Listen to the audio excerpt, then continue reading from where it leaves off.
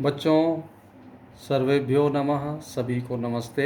आइए हम अगले पाठ की ओर बढ़ते हैं। अगले पाठ द्वितीय पाठ में न त्यक्तव्य अभ्यासः, अभ्यास को नहीं छोड़ना चाहिए, इस विषय पर हम आज पढ़ेंगे इस वीडियो के माध्यम से। इसमें एक कहानी है जो एक गांव में बारिश नहीं होती, वहाँ के सभी किसान परेशान होते हैं। इस तरह से एक किसान वहाँ पर परिश्रम करता है, सभी गांववासी छोड़ के चले जाते हैं, फिर भी वह हल चलाता है। उस परिश्रम को देखकर मेघ उसे देखकर बरसते हैं। ये कहानी है, इस पाठ के माध्यम से बताया गया है। तो आइए बच्चों, हम शुरू करते हैं। इस पाठ के अर्थ को बताना मैं शुरू करता हूँ। देखिए, मैं एक एक लाइन पढ़ रहा हूँ, एक एक पैराग्राफ का अर्थ बता रहा हूँ आपको। कस्मिंश्चित् ग्रामे बहुकालपर्यन्तम् अनावृष्टिः आसीत्, भूमिः शुष्का जाता, पानजलस्य अपि अभावः जातः। तदा जनाः दैवज्ञस्य समीपं गत्वा विचारितवन्तः। दैवज्ञः ग्रहगतिं परिशील्य उक्तवान्, न केवलम् अस्मिन् वर्षे अपितु आगामी वर्ष पर्यन्तमत्र वृष्टिः न भविष्यति इति। किसी गांव में एक बार बहुत समय तक अकाल था। भूमि सभी तरफ सूखी हो रही थी, पीने के योग्य जल की भी कमी हो गई थी। तब लोगों ने देव को जानने वाले के पास जाकर विचार किया। देव को जानने वाले ने ग्रहों की गति की गणना करके कहा, न केवल इस वर्ष बल्कि आने वाले 3 वर्ष तक यहाँ वर्षा नहीं होगी। इस तरह से अगले पैराग्राफ में देखते हैं कि किस तरह गांव वालों ने अपने जीवन की रक्षा के लिए क्या किया। तत् श्रुत्वा ग्रामवासिनः सर्वे जीवनार्थं यत्र कुत्रापि गतवन्तः। स ग्रामः एव निर्जनः जातः, परन्तु तस्मिन्नपि काले तस्य ग्रामस्य एकः कृषकः तत्र स्थितवान्। जलाभावेपि सः प्रतिदिनं स्वशुष्कक्षेत्रं कर्षन् आसीत्। उसे सुनकर सभी ग्रामवासियों ने कोई भी कहीं भी चले गए। वह गांव एकदम सुनसान हो गया, परंतु उस समय भी उस गांव का एक किसान वहां रुका रहा। जल के अभाव के बाद भी वह रोज अपने सूखे हुए खेत पर हल जोतता था।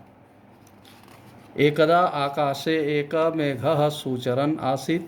सः कृषकं दृष्ट्वा आश्चर्यचकितः सन् तम् अपृच्छन्, हे कृषक, अत्र 3 वर्षपर्यन्तं वृष्टिः न भविष्यति इति किं भवता न श्रुतं? तत्कारणेनैव सर्वे जनाः ग्रामं परित्यज्य यत्र कुत्रापि गताः, तथापि भवान् किमर्थम् इदं शुष्कं क्षेत्रं वृथा कर्षति इति। एक बार आकाश में एक बादल घूम रहा था। वह किसान को देखकर आश्चर्यचकित होकर उसने पूछा, हे किसान, यहाँ 3 वर्ष तक वर्षा नहीं होगी, क्या तुमने नहीं सुना? जिस कारण से गांव के सभी लोग गांव छोड़कर जहाँ कहीं भी चले गए, तो तुम भी किस लिए तुम इस सूखे खेत को बेकार में ही हल जोत रहे हो? तदा कृषकः अवदत्, सर्वे विषयाः मया ज्ञाता एव, किन्तु 3 वर्षं यावत् यदि अहं कृषिकार्यं न करोमि तर्हि 3 वर्षान्तरं यदा वृष्टिः भविष्यति तदा मम कृषिकार्यं विस्मृतं भवेत्। तावता मम क्षेत्रकर्षणस्य अभ्यासः एव नष्टं भवेत्। अतएव अस्य कार्यस्य विस्मरणपरिहार्थम् अहम् इदानीमपि कर्षामि इति।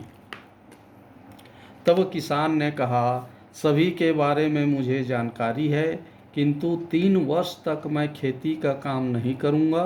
तो 3 वर्ष बाद जब वर्षा होगी तब मैं खेती का काम भूल चुका रहूँगा। तब तक मेरा हल जोतने का अभ्यास समाप्त हो जाएगा। अतः इस काम को न भूलने हेतु मैं अभी भी हल जोतता हूँ। ततः सः झटिति तत् श्रुत्वा मेघः साधुः साधुः इति वदन् चिन्तितवान्, यदि अहमपि 3 वर्षं यावत् न वर्षामि तर्हि मया अपि वर्षणं विस्मृतं भवेत्, अतः अहम् अधुना एव वर्षामि इति।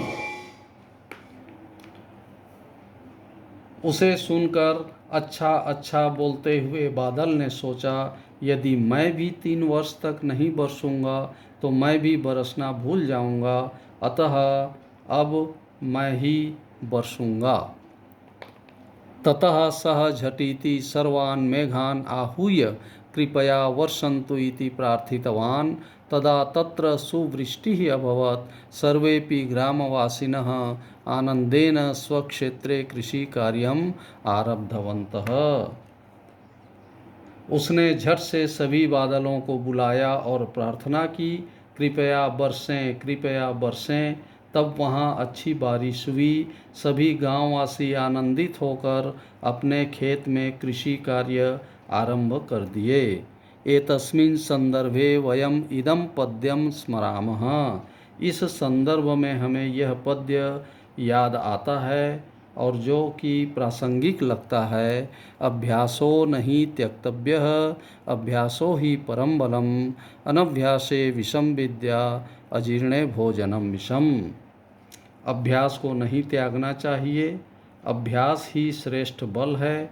बिना अभ्यास के विद्या विष के समान हो जाता है, जैसे अपचन होने पर भोजन विष के समान हो जाता है। तो छात्रों, इस तरह इस पाठ में हमने अपनी विद्या का अभ्यास लगातार करते रहें, इस विषय में हमने समझा। इसे समझें, याद करें। धन्यवाद।